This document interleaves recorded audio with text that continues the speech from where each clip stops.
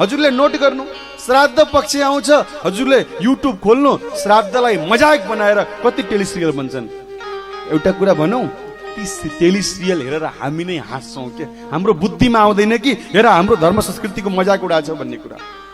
हिन्दू धर्मलाई अलिकति होच्याउने, यसलाई नराम्रोसँग देखाउने प्रस्तुति गर्ने अहिले होड छ।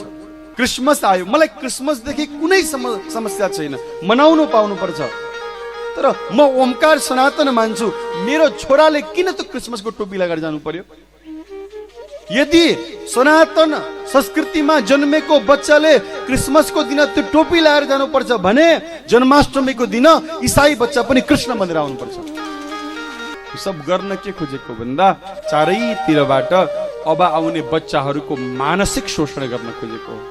मैले भने नि, अन्नको पोषण त हजुरले घरमा दिनुहुन्छ, तर हजुरको बच्चामा यो बुद्धिको पोषण कहाँबाट मिल्छ? जे उसले सुन्छ, जे उसले हेर्छ, त्यहीबाट उसको बुद्धिले पोषण लिन्छ, उसको विचार त्यहीबाट बन्छ।